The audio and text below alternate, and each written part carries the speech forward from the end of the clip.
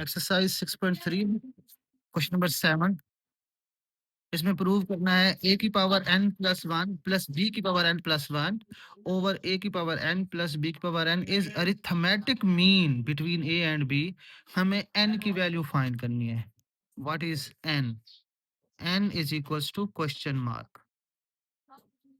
ये पूरा पूरा क्वेश्चन में दिया हुआ है। अब हम स्टार्ट करेंगे a की power n plus 1 plus b की power n plus 1 divided by a की पावर n प्लस b की power n is equals to, arithmetic mean का क्या फॉर्मूला होता है? अगर दो नंबर हो a plus b over 2. a plus b over 2।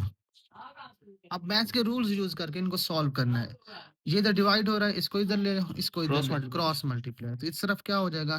2 into an plus 1. a की power n plus 1 plus b की power n plus 1 is equals to a plus b into a की पावर n प्लस b की power n।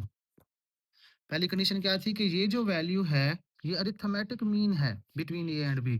तो arithmetic mean का पहले formula लिख दिया, 1 plus B over 2। Okay, फिर हमने क्रॉस मल्टीप्लाई कर दिया, 2 इधर डिवाइड हो रहा है, इधर आके मल्टीप्लाई कर दिया, ये इधर डिवाइड हो रहा है, इधर आके मल्टीप्लाई कर दिया। अब ये क्या बन जाएगा? 2 a की power n plus 1 plus 2 b की पावर n प्लस 1 एग्री इज इक्वल्स टू, ये दो वैल्यूज हैं, ये दो वैल्यूज हैं, ये आपस में मल्टीप्लाई हो जाएंगी।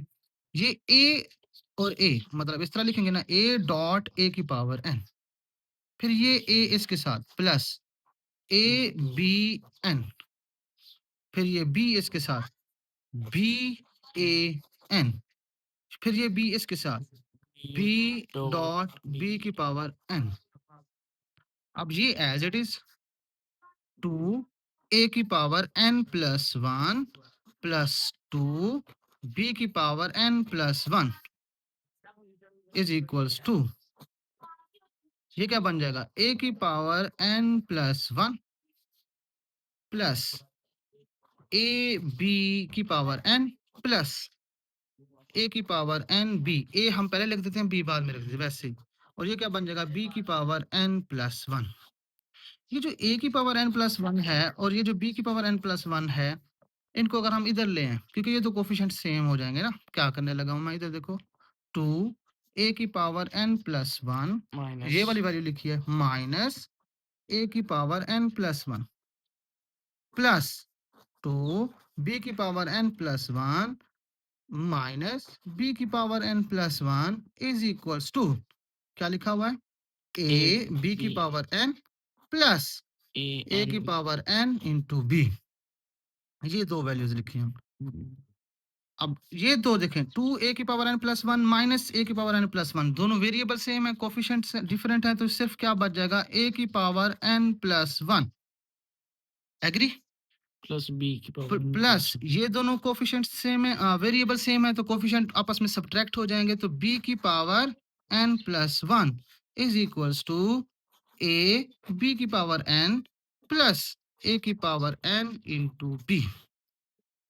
हमारा मेन टारगेट क्या है? n फाइंड करना, जब ये वाली वैल्यू गिवन है। अब मैं क्या करूंगा कि इधर से a की पावर n प्लस ये जो है a की पावर n b वाली वैल्यू इधर ले आऊंगा और इधर से ये वाली वैल्यू उधर ले जाऊंगा। अभी बताता हूँ क्यों। ये क्या बन जाएगा? a की power n plus 1 minus a की पावर n इंटू b। ये a वाली जो पावर है वो इस तरफ ले आऊंगा, इस तरफ क्या हो जाएगा? a b की पावर n माइनस b की पावर n प्लस 1। इधर से ये वाली वैल्यू इधर ले गया, इधर से ये वाली वैल्यू इधर ले गया, मतलब a की पावर n वाली वैल्यूज को एक साइड पे इकट्ठा करने की कोशिश की है। ठीक है, अब इसको बताओ, मैं इसको इस तरह लिख सकता हूँ ना, a की पावर n डॉट a, क्योंकि a की पावर n डॉट a मतलब सपोज चलो 1 भी लगा देता हूँ, इनको ब्रेक कर दिया, माइनस a की power n into b।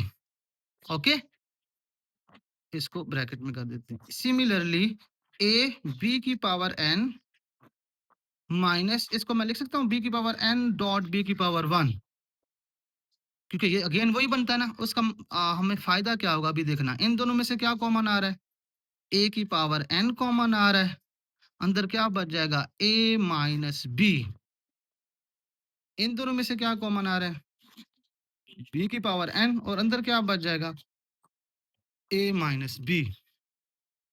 Okay, अब इतना रिपीट कर लें, दोबारा शुरू से दिखाओ। ये a की power n plus one plus B की पावर, ये जो वैल्यू है ना, ये वैल्यू, इससे कंफ्यूज नहीं होना, ये क्वेश्चन में गिवन है। वो कह रहा है ये is arithmetic mean between a and b। तो हम पहले इधर अरिथमेटिक मीन का फार्मूला डाल देंगे, a plus B over two. वो फार्मूला डालने के बाद क्रॉस मल्टीप्लाई करेंगे, टू इधर और ये इधर, टू इसके साथ और ये वाली वैल्यू इसके साथ। अब इस टू को तो सिंपल मल्टीप्लाई कर देंगे, इधर इन दो वैल्यूज ये हैं, दो वैल्यूज ये हैं, चार वैल्यूज आपस में मल्टीप्लाई होंगे, तो आंसर चार वैल्यूज आएगा, दो, टू टू दर फोर। ए को इसके साथ, फिर ए को इसके साथ, बी को इसके साथ, फिर बी को इसके साथ, पहले लिख दिया ऐसे, एक दो तीन चार। अब ये दोनों कोफिशिएंट सेम है, इनको पावर्स को ऐड कर देंगे, ए की पावर n प्लस वन, ये एज इट इज, और ये भी कोफिशिएंट सेम है, पावर्स को ऐड कर देंगे, ये एज इट इज रहेंगे। फिर मैंने नोट किया कि ये जो a की पावर n प्लस वन है और ये जो b की पावर n प्लस वन है, ये इन दोनों के सेम लग रही हैं। इनको इधर ले आऊंगा, इनको इधर ले आएंगे तो इसको इसके साथ सब्ट्रैक्ट करेंगे तो a की पावर n प्लस वन, इसको इसके साथ सब्ट्रैक्ट करेंगे तो b की पावर n प्लस वन, और ये जो वैल्यूज थी एज इट इज इधर लिखी रह गई। अब उसके बाद अगले स्टेप में मैंने a की पावर n वाली वैल्यू इस तरफ ले आया और b की पावर, ये वाली b की पावर n प्लस वन वाली वैल्यू इस तरफ ले आया। अब इसको वापस उस तरह लिख दिया जिस तरह इधर नहीं किया था, a की पावर वन n को ऐड कर दिया था, a की पावर n प्लस वन, इसको उल्टा लिख दिया, a की power n plus dot a की पावर वन। इन दोनों में a की पावर n कॉमन आ रहा है, इन दोनों में b की पावर n कॉमन आ रहा है। उसके बाद अगले स्टेप देखिएगा, मैं b की पावर n इधर ले जाता हूँ, a माइनस बी इधर ले जाता हूँ, उसका अभी मैं मसला वो रीजन बताऊंगा क्यों। अब ये बन जाएगा a की पावर n ओवर b की power n is equals to a minus B over a minus B. ये मैं इधर ले गया और वो इधर ले आया, ठीक है।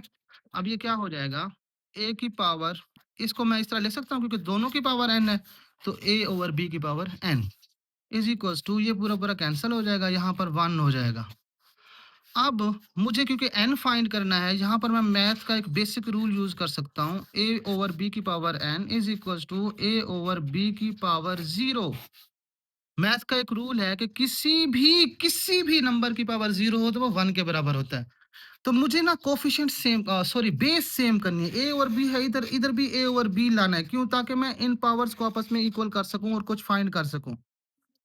तो मैंने क्या किया, इस वन की जगह ए ओवर बी की पावर जीरो लिख दिया, क्योंकि मैथ के रूल के मुताबिक कोई गलती नहीं हुई, किसी की भी पावर जीरो हो तो उसका आंसर वन होता है। तो अब ये दोनों बेसिस सेम है, अगर बेसिस सेम हो और बीच में इक्वल का साइन हो तो उनकी पावर्स भी सेम होती है, which implies that n is equal to zero. हमें ये n फाइंड करना था और n की वैल्यू आ गई जीरो। रिपीट करते हैं यहाँ से दोबारा, ये a माइनस बी इधर से इधर ले आओगे, a माइनस बी इधर से इधर ले आओगे और इधर से इधर ले गए, बल्कि b की पावर n इधर ले आया हम, ठीक है। ये देखें, a की पावर n ओवर b की पावर n हो गया, a माइनस बी हो गया, a माइनस बी से कैंसिल, तो a ओवर b की पावर इसको होल में लिख दिया n और इस तरफ वन। अब हमें n फाइंड करना है, तो हम मैथ का एक बेसिक रूल यूज करेंगे कि किसी भी वैल्यू की पावर जीरो हो तो वो वन होता है। वो क्यों होता है वो चलो बाद में कभी, ये वन होता है, तो इसकी जगह हम ए और बी की पावर जीरो लिख देंगे। ये दोनों बेसिस सेम हो गई, अगर बेसिस सेम हो जाए तो पावर आपस में इक्वल हो जाते हैं, तो एन की वैल्यू जीरो आ जाएगी।